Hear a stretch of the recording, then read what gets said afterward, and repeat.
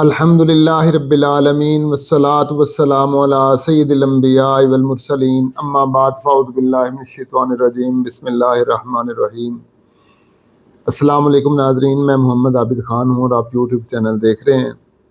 ناظرین، آج 12 ربیع الاول 1447 ہجری ہے اور 6 ستمبر 2025 ہے۔ اس اعتبار سے بڑی خوش قسمتی ہے کہ میں آپ کے سامنے آج کا ولاگ کر رہا ہوں۔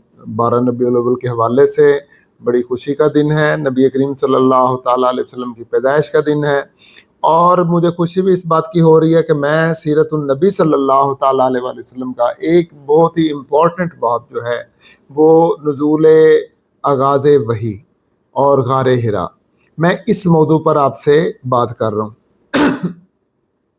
ناظرین، ہم اپنی گفتگو کے اس مقام پر پہنچ گئے ہیں جہاں غامدی صاحب کی 1 گھنٹے کی بات ختم ہوتی ہے، لیکن آج ہم ان کی جو پچھلی گفتگو ہے ان میں سے چند چیزوں کا جواب دیں گے۔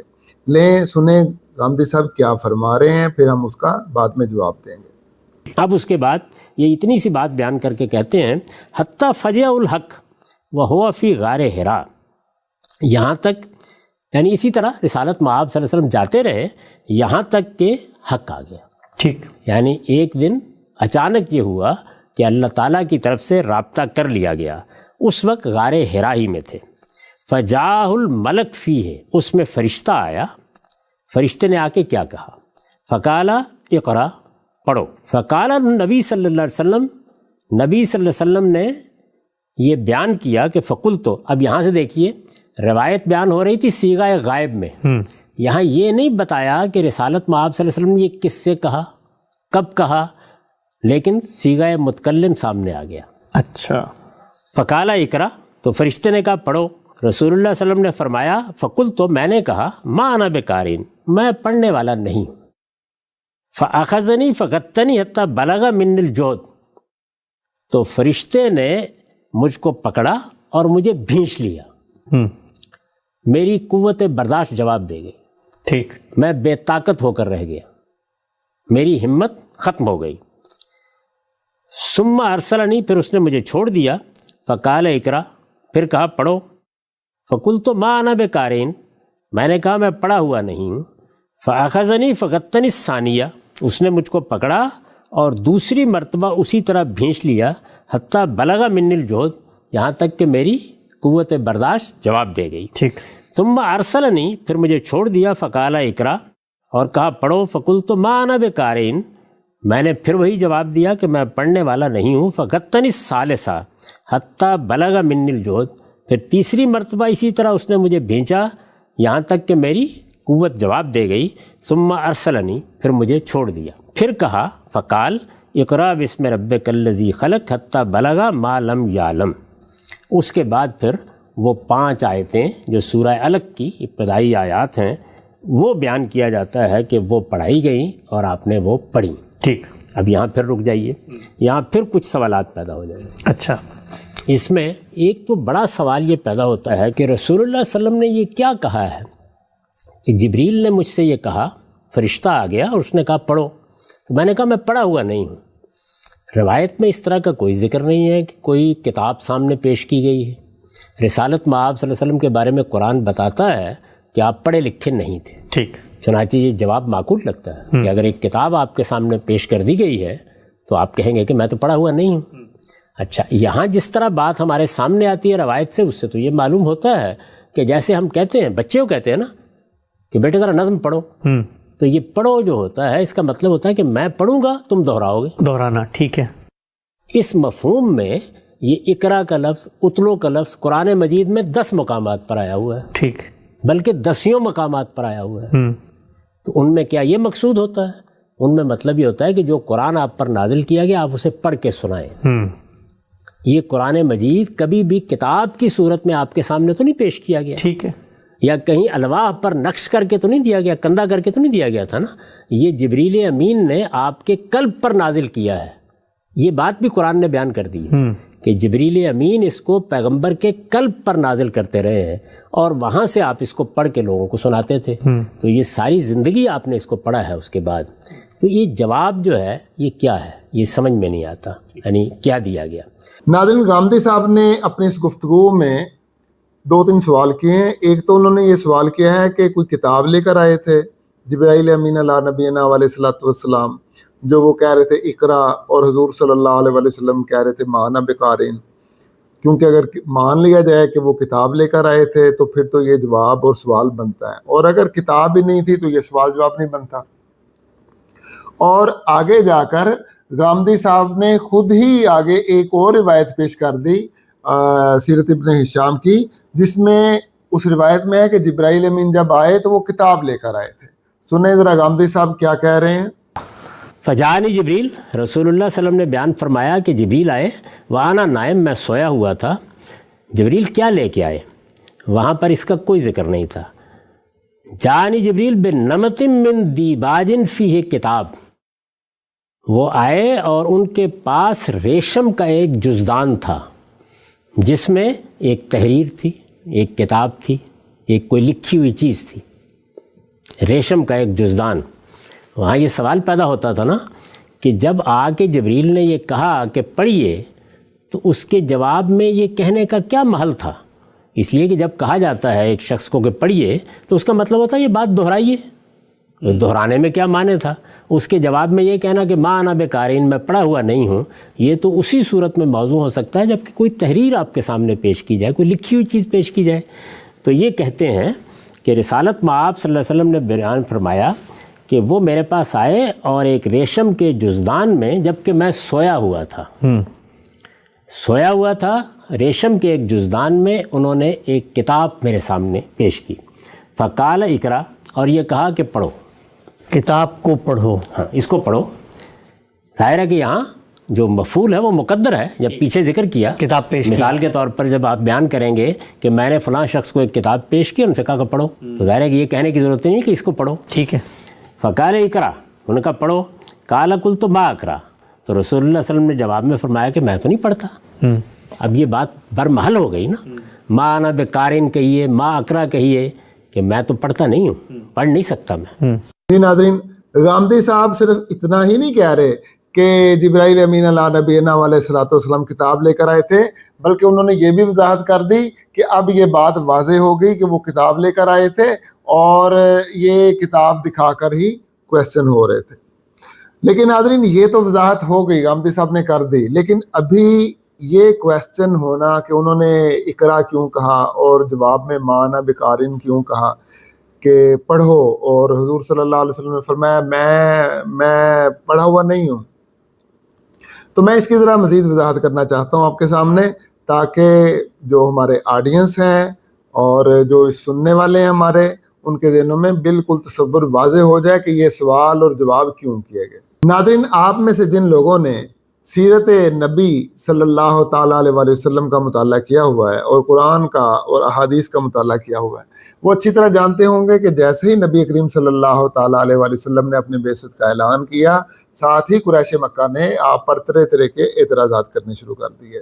آپ کو شاعر کہا گیا، آپ کو کاہن کہا گیا، آپ کو جادوگر کہا گیا اور مجنون کہا گیا آپ کو، نعوذ باللہ من ذالک، اور اس طرح کر کے اور الزامات بھی لگے۔ لیکن جیسے ہی اسلام جو تھا وہ یورپ میں پہنچا، تو یورپ کے جو مستشرقین تھے، اورینٹلسٹ جو یہود و نصارہ تھے، جنہوں نے اسلام پر، قرآن پر، سیرت النبی پر تحقیق کی، انہوں نے نبی کریم صلی اللہ تعالیٰ علیہ وآلہ وسلم پر 3 طرح کے الزامات مزید لگائے۔ یعنی جو پہلے کفار مکہ کے الزامات تھے تو وہ تو اپنی جگہ پہ، لیکن ان لوگوں نے مزید الزامات نبی کریم صلی اللہ تعالیٰ علیہ وسلم پر نعوذ باللہ لگائے، اور بعض نے کہا کہ حضور صلی اللہ علیہ وسلم فلسفی تھے اور ایک فلاسفر تھے، اور انہوں نے اپنے فلسفے کے زور پہ جو تھا قرآن مجید کو ترتیب دیا۔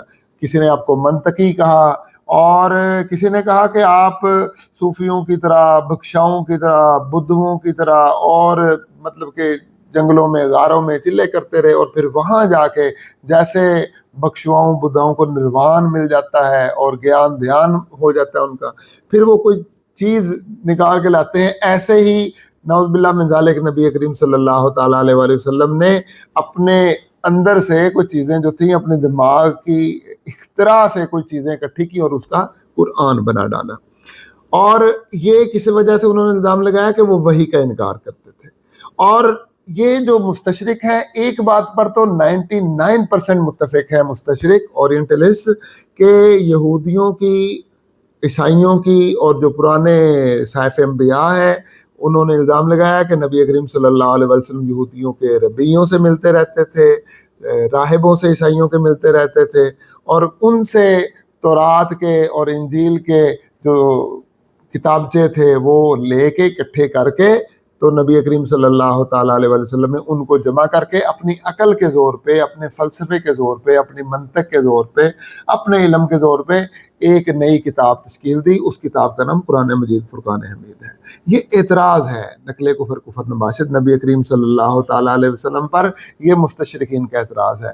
تو اب جو ہے سارے اعتراضات کو اکٹھا کیا جائے تو اس کا جمع حاصل کیا نکلتا ہے کہ نبی کریم صلی اللہ علیہ وسلم پر شاعر کا الزام لگا، کاہن کا الزام لگا، جادوگر کا الزام لگا، اور آپ پر مجنون کا الزام لگا، آپ پر فلسفی ہونے کا، منطقی ہونے کا، اور آپ پر لگا کہ یہ یہود و نصارہ سے انہوں نے کتابیں اکٹھی کر کے اور انہوں نے پھر اپنی کتاب ترتیب دی. ناظرین، ان سارے اعتراضات کے اللہ تبارک و تعالیٰ نے قرآن مجید فرقان حمید میں جواب دیے. فرمایا وما هو بقول شاعر، یہ شاعر کا کلام نہیں ہے. ایک جگہ فرمایا وما هو بقول کاہن، یہ کاہن کا کلام نہیں ہے. ایک جگہ پہ فرمایا کہ اے میرا محبوب مجنون نہیں ہے، وما انت بنعمت ربک بمجنون. اور حضور صلی اللہ علیہ وسلم فرمایا کہ میرے جو نبی ہیں وہ جادوگر نہیں ہے، اور یہ تم الزام لگا رہے ہو کہ اس کو سحر مستمر کہہ رہے ہو قرآن پاک کو. اور جو موجودہ دور کے یا آج سے 400 سال پرانے مستشرق ہیں جنہوں نے حضور صلی اللہ علیہ وسلم پر فلسفی، منطقی اور مطلب کہ اس طرح کر کے تورات، انجیل اور زبور کو جو ہے ان کا چربا تیار کرنے کا الزام لگایا، ان سب کا ایک ہی جواب اللہ تعالیٰ نے قرآن مجید فرقان حمید میں دیا، اور وہ کیا تھا کہ میرا نبی جو ہے امی ہے. امی کا مطلب ہوتا ہے ان پڑھ، کسی انسان کے آگے زانو تلمذ نہیں طے کی ہوئے، کسی انسان کے آگے جو شاگردی کسی استاد کے آگے نہیں کی ہوئی. سب کا ایک ہی جواب تھا. ظاہر ہے کہ اگر پڑھے لکھے ہوتے تو ظاہر ہے کہ تورات، انجیل، زبور میں سے چیزیں نکال کے پڑھ کے لاتے. تو جب پڑھے ہوئے لکھے ہی نہیں ہیں، نہ لکھنا آتا ہے نہ پڑھنا آتا ہے، تو پھر اس کا کیا ہے کہ ظاہر ہے کہ پھر ان کا دعویٰ باطل ہو گیا. تو قرآن مجید فرقان حمید نے ان کے دعویٰ باطل کرنے کی ایک ہی دلیل تلاش کی کہ حضور صلی اللہ تعالیٰ علیہ وسلم کو امی کہہ دیا جائے. تو ناظرین، جب یہ واقعہ ہوا آغاز نزول وحی کا، تو اصل مقام تو وہ تھا نا کہ وہاں اس بات کو شو کیا جاتا کہ یہ نبی امی ہے، کیونکہ وہ آغاز نزول وحی تھی، وہ سب سے پہلا واقعہ تھا. اگر اللہ تبارک و تعالیٰ وہاں یہ شو نہ کرتا وہاں، تو پھر سارا مقدمہ ہی خراب ہو جاتا. کیونکہ جبرائیل امین کو اللہ تعالیٰ نے بھیجا، اور نبی کریم صلی اللہ تعالیٰ علیہ وسلم کے ساتھ بھی اللہ تعالیٰ کا رابطہ تھا. ٹھیک ہے بذریعہ جبریل نہیں تھا، لیکن 6 ماہ کے خوابوں کے ذریعے رابطہ ہو چکا تھا اللہ تبارک و تعالیٰ کا. تو اب وہ جو واقعہ تھا وہ اللہ تعالیٰ کو پتا تھا کہ ایک وقت آئے گا، یہ حدیث پوری دنیا کے اندر مشہور ہو جائے گی اور اس کو شہرت ہوگی، اور یہی اسی واقعے سے نبی کریم صلی اللہ تعالیٰ علیہ وسلم کا جو آغاز نزول وحی ہے وہ پرکھا جائے گا، اور دیکھا جائے گا کہ حضور صلی اللہ علیہ وسلم پہلے کیا تھے اور وحی کے بعد کیا ہوئے، اور درمیان میں جو وحی نازل ہوئی اس نے کیا تبدیلی حضور صلی اللہ تعالیٰ علیہ وسلم میں لائی. اب ان ساری باتوں کو سامنے رکھیے اور پھر اس کا مطالعہ کیجئے کہ جبرائیل امین علیہ نبینا علیہ الصلوۃ والسلام تشریف لائے، اور اس میں غار میں آ کے کیا کہتے ہیں، کتاب پاس ہے اور کہتے ہیں اقرا، پڑھ کے سناؤ، یا کہتے ہیں پڑھو. اب 3 دفعہ کہا، ضروری نہیں ہے کہ ہر دفعہ کتاب دکھا کے کہا ہو اقرا، یہ ضروری نہیں ہے، اور ہو سکتا ہے پہلی دفعہ ویسے ہی کہہ دیا ہو اقرا کہ پڑھو. اب اس اقرا کا مطلب کیا ہے؟ اس اقرا کا مطلب ہے کہ سناؤ. جیسے کسی بچے سے کہتے ہیں نظم سناؤ تو اسے کہتے ہیں اقرا، سناؤ. یا کسی شاعر سے کہتے ہیں اقرا، اپنا کلام سناؤ. یا کسی کاہن سے کہتے ہیں اقرا، جو تمہارے اندر کہانت ہے وہ سناؤ. یا کسی جادوگر سے کہتے ہیں اقرا کہ تم منتر پڑھو. یا کسی فلسفی سے کہتے ہیں اقرا اپنا فلسفہ سناؤ، منطقی سے کہتے ہیں اقرا اپنی منطق بیان کرو، یا جس بندے نے کسی جو ہے وہ کوئی صوفی گیان دھیان یا بھکشو یا بدھا آگے بیٹھا ہو تو کہتے ہیں اقرا، کہ آپ بتائیں آپ کو کیا آتا ہے، آپ کو کیا گیان دھیان ابھی تک حاصل ہوا ہے، ہمیں سنائے ہو۔ یا پھر جس نے تورات انجیل زبور ان ساری کتابوں کو پڑھا ہوا ہوتا ہے، کہا جاتا ہے اقرا، کوئی ہے تمہیں پہلے کچھ آتا، کوئی آیت آتی ہے کسی تورات انجیل زبور کی، کوئی کلام الہی کی اقرا؟ یا اگر تمہیں قرآن مجید کا ہی کچھ پہلے سے پتہ ہے، کوئی وحی کے بارے میں پتہ ہے تو بتاؤ اقرا۔ ان سارے سوالات جو ہیں وہ اقرا میں چھپے ہوئے ہیں۔ ایک اقرا جو ہے، ایک اقرا کہ سناؤ، اس کا مطلب ہے سناؤ۔ اگر دیکھیں اقرا کتاب دکھا کر بتایا جائے گا نا اقرا، اس کا مطلب ہے پڑھ کر سناؤ۔ اور اگر اقرا ویسے ہی کہا جائے گا اقرا، تو اس کا مطلب یہ نہیں ہوگا اس کے مطلب کہ پڑھ کے سنو، اس کا مطلب ہوگا کہ تمہیں جو آتا ہے وہ بتا دو، وہ پڑھ دو، جو تمہیں آتا ہے وہ پڑھ دو۔ تمہیں جو، اگر تم منطقی ہو اپنی منطق سناؤ، فلسفی ہو فلسفہ سناؤ، شاعر ہو تو اپنے شعر سناؤ، اور اگر کاہن ہو تو اپنی کہانت سناؤ، ساحر ہو اپنے منتر سناؤ۔ تو تمہیں کچھ بھی پتہ ہے تو وہ ہمیں بتاؤ۔ اگر تمہیں تورات انجیل زبور کا علم ہے تو اس کی کوئی آیت سناؤ۔ اقرا کا مطلب یہ ہے کہ کچھ بھی تمہیں آتا ہے تو وہ مجھے سناؤ۔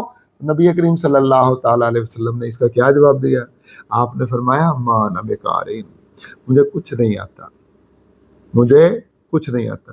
یہ جو بعد میں 1400 سال میں اور اس زمانے میں نبی کریم صلی اللہ تعالیٰ علیہ وسلم پہ اعتراضات ہوئے، جو کفار مکہ نے کیے، جو نجران کے عیسائیوں نے کیے، جو مدینے کے یہودیوں نے کیے، یا یورپ کے مستشرقین نے، اورینٹلسٹ نے کیے جو حضور صلی اللہ علیہ وسلم پر اعتراضات، ان سارے اعتراضات کا جواب ایک ہی تھا کہ جبرائیل کہتے اقرا، اور نبی کریم صلی اللہ تعالیٰ علیہ وسلم آگے سے جواب دیتے ما انا بقارئ، مجھے تو کچھ نہیں آتا، مجھے تو کچھ نہیں آتا۔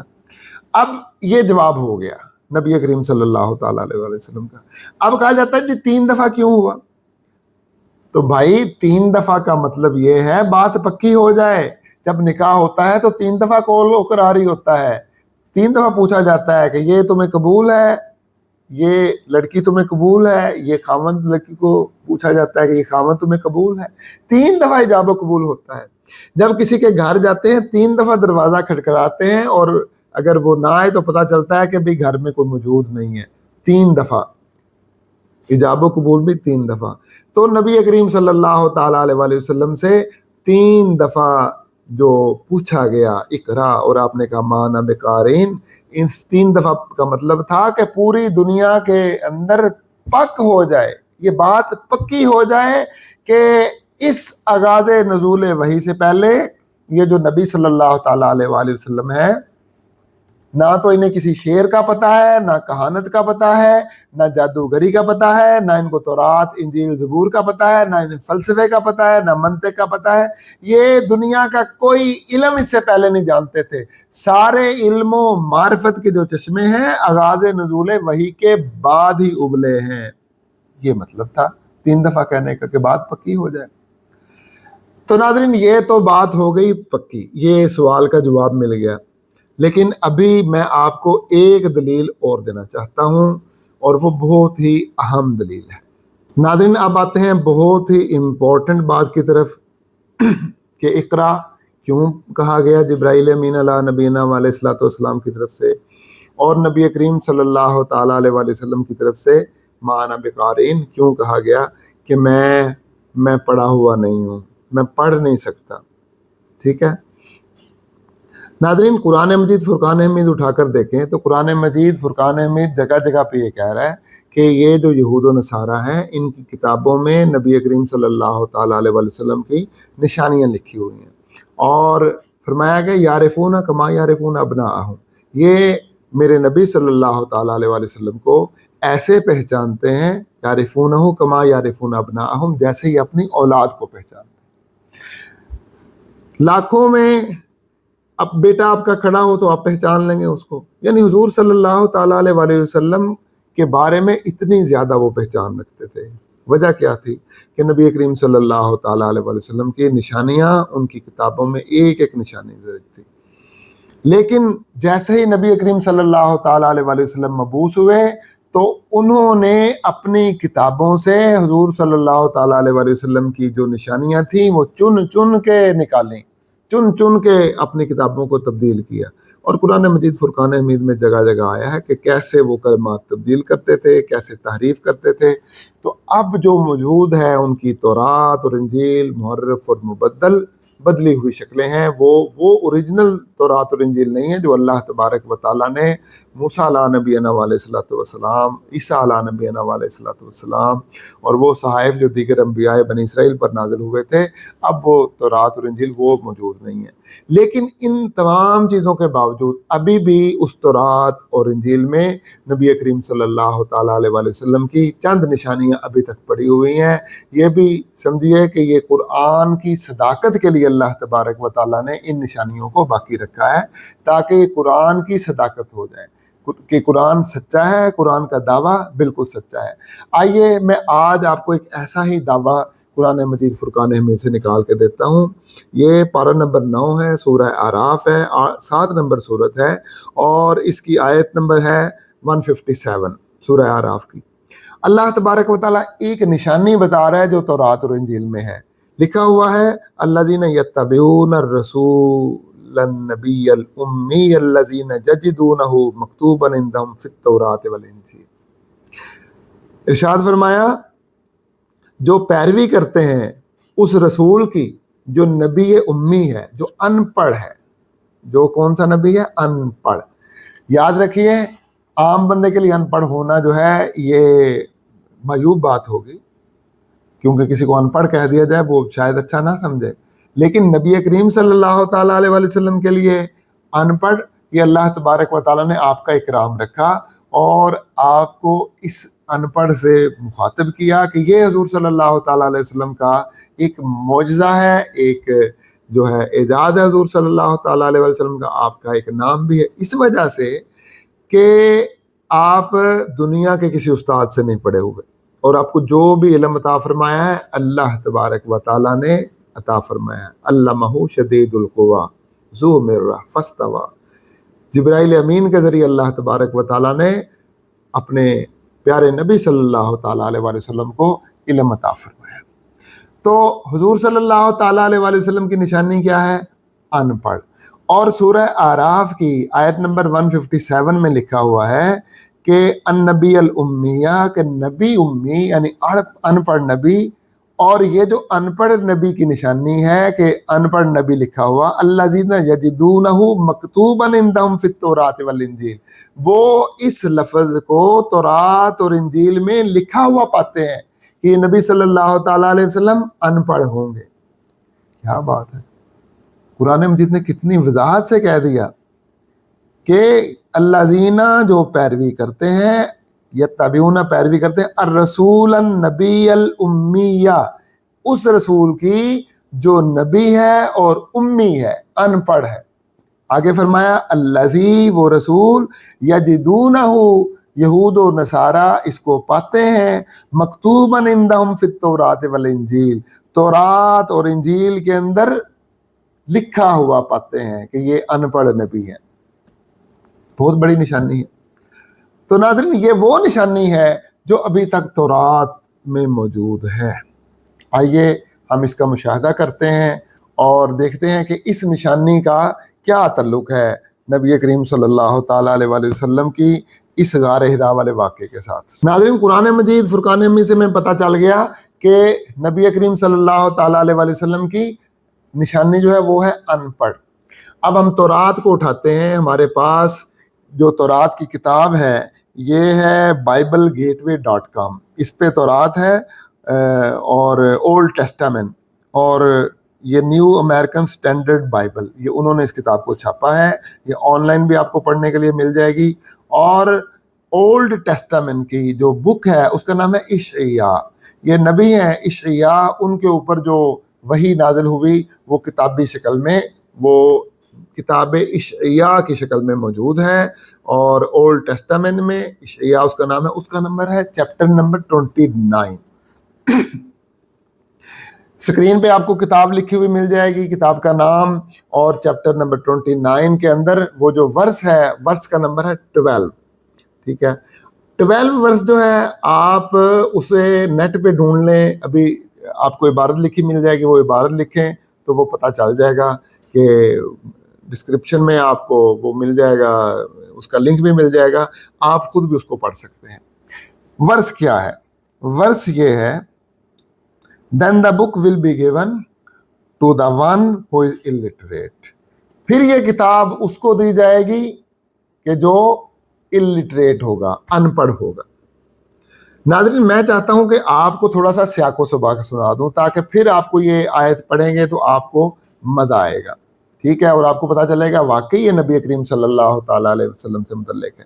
یہ جو باب ہے پورا 29 میں یہ پڑھ نہیں سکتا. اس باب کے اندر 24 آیتیں ہیں، اور یہ 24 آیتوں میں سے جو ہے نا، یہ 11 اور 12 کے بعد جو آیتیں ہیں ان میں سے تقریباً کوئی 6-7 آیتیں ایسی ہوں گی جو نبی کریم صلی اللہ تعالیٰ علیہ وآلہ وسلم کے بعد یا آپ کے دور میں جو وقت آنا ہے اور لوگوں میں جو تبدیلی آئے گی وہ اس کا ذکر ہے ان آیات کے اندر. میرے پاس ٹائم نہیں ہے، نہیں تو میں ان کا بھی آپ کو ترجمہ کر کے بتا دیتا. اور فی الحال میں آپ کے سامنے 2 آیات ہی رکھوں گا. انشاءاللہ تعالیٰ پھر کبھی اللہ نے موقع دیا تو میں وہ سارا جو باب ہے 29، وہ سارا 29 باب جو ہے آپ کو پڑھ کے اس پہ الگ ولاگ بنا کے دوں گا کہ حضور صلی اللہ تعالیٰ علیہ وآلہ وسلم کی یہ نشانی جو ہے ان پڑھ ہونے کی، یہ تورات میں لکھی ہوئی ہے، اور اس غار حرا والے واقعے کا تورات میں موجود نشانی سے کتنا گہرا تعلق ہے، اور ان الفاظ کا کتنا گہرا تعلق ہے اقرا اور ما انا بقارئ کا.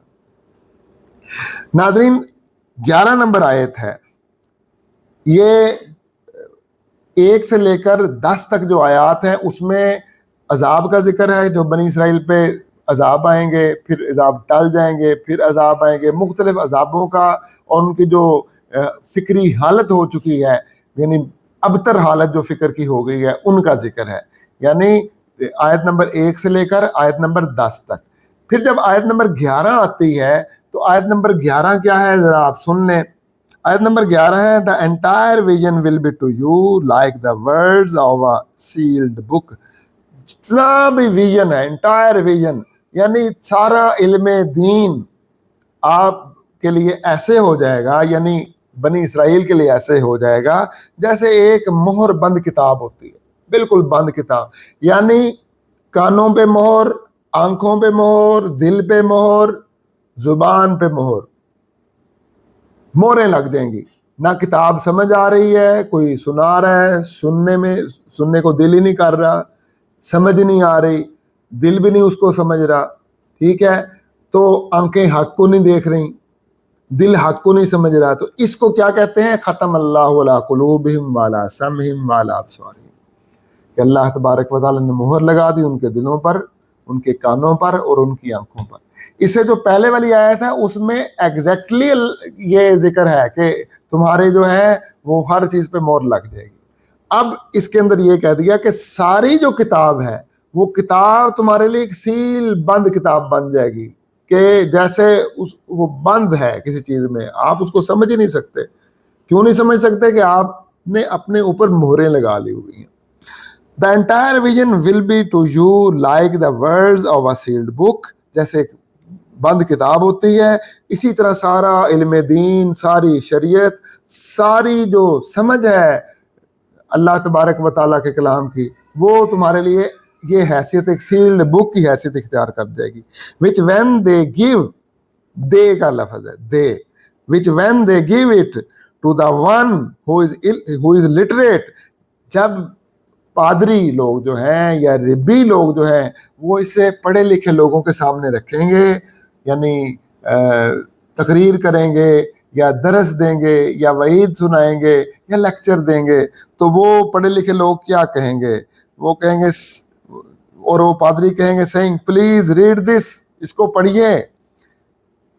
he will see، تو وہ جو پڑھا لکھا بندہ ہوگا وہ کیا کہے گا؟ I cannot because it is sealed، میں نہیں پڑھ سکتا، یہ میری سمجھ سے باہر ہے، یہ میری سمجھ سے باہر ہے، میں نہیں سے پڑھ سکتا. اس کے بعد والا جو آیت ہے، آیت نمبر 12، بالکل غار ہرا والے واقعے پہ فٹ ہوتی ہے. سنیے ذرا, فرمایا دین the book will be given. اب وہاں تھا دے, وہ دیں گے, یعنی پادری ربی سنائیں گے اپنی قوم کو کہ پڑھے لکھے لوگوں کو, تو پڑھے لکھے لوگ آگے سے کیا جواب دیں گے؟ ہم نہیں پڑھ سکتے, کتاب سیلڈ ہے, یعنی ہماری سمجھ سے باہر ہے. اس کا مطلب یہ ہے then the book will be given to the one who is illiterate. پھر کتاب, اب یہ جو کتاب ہے نا بک, اس کا مطلب ہے کلام الہی, اس کا مطلب ہے قرآن مجید فرقان حمید, یہ دا بک. پھر اس کے بعد the book will be given to the one who is illiterate, ایسے کو دی جائے گی جو ان پڑھ ہوگا, اور وہ کون ہے؟ نبی کریم صلی اللہ علیہ وسلم. یعنی یہ یہاں پہ جو شریعت کی منتقلی کی بات ہو رہی ہے, کتاب کی منتقلی کی بات ہو رہی ہے, نبوت کی منتقلی کی بات ہو رہی ہے کہ اے قوم یہود و نصارہ, جب تم نے اپنے دل بند کر لیے, آنکھیں بند کر لیں, کان بند کر لیے, مہر لگا لی ہر چیز کے اوپر, تو پھر ہم کتاب, جب تم نے کتاب کو سیل بند کر لیا اپنے لیے, تو پھر ہم یہ کتاب اٹھائیں گے اور ایک ان پڑھ کو دے دیں گے. کس کو؟ ان پڑھ کو. فرمایا گیا then the book will be given to the one who is illiterate, جو ان پڑھ ہوگا, سیئنگ پلیز ریڈ دس, کہا جائے گا اس کو پڑھ کے سنائیے, اقرا, پڑھیے, اس کو پڑھیے. اینڈ ہی ول سے, اور وہ کہے گا آئی کیناٹ ریڈ, ما انا بیکار. ناظرین سنیے ذرا, کتنی مطابقت ہے. کہا جا رہا ہے کہ ایک کہنے والا کہے گا کتاب لے کے آئے گا, اور وہ کہے گا اقرا, پڑھیے, please read it. Then the book will be given to the one who is illiterate, پھر کتاب اس کو دے دی جائے گی جو ان پڑھ ہوگا, اور اس کو جو کتاب دے گا وہ کیا کہے گا؟ پلیز ریڈ, اس کو پڑھو, سیئنگ پلیز ریڈ, یہ 7 ورڈ ہوں گے, برائے مہربانی اس کو پڑھیے, یہ اقرا کا مطلب ہے. اینڈ ہی ول سے, اور وہ یہ کہے گا آئی کیناٹ ریڈ, مانا بیکارین, میں نہیں پڑھ سکتا. ناظرین یہ وہ آیا کریمہ ہے, یہ اشعیاء کی, اولڈ ٹیسٹامنٹ کی, جس کے اوپر 1400 سال سے مسلمانوں کا, یہودیوں کا اور عیسائیوں کا جھگڑا ہو رہا ہے.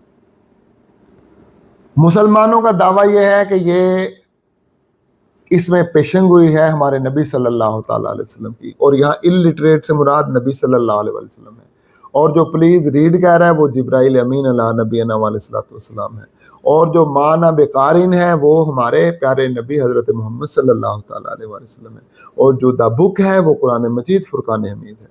ساری چیزیں ملتی ہیں. قرآن بھی یہی کہہ رہا ہے, قرآن کا دعویٰ بھی یہی ہے. قرآن بھی یہی کہہ رہا ہے کہ الذین یتبعون رسول النبی الامی الذی یجدونہ مکتوبا عندہم فی التوراۃ والانجیل, سورہ اعراف کی آیت نمبر 157 میں, کہ تورات اور انجیل میں میرے نبی صلی اللہ تعالیٰ علیہ وسلم کا جو نام ہے وہ ان پڑھ لکھا ہوا ہے.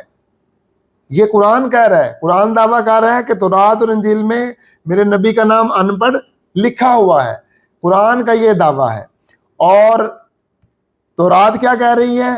تورات یہ کہہ رہی ہے کہ پھر یہ جو بک ہے, یہ بک قرآن مجید فرقان حمید یعنی کلام الہی, یہ اس کو دے دیا جائے گا جو ان پڑھ ہوگا, سیئنگ پلیز ریڈ اٹ, اور جو کتاب دینے والا ہوگا, پیش کرنے والا, وہ کہے گا برائے مہربانی سے پڑھیے, اور جو illiterate ہوگا, ان پڑھ یعنی جس کو کتاب دی جائے گی, وہ کہے گا مانا بیکارین, آئی کیناٹ ریڈ, میں اسے پڑھ نہیں سکتا.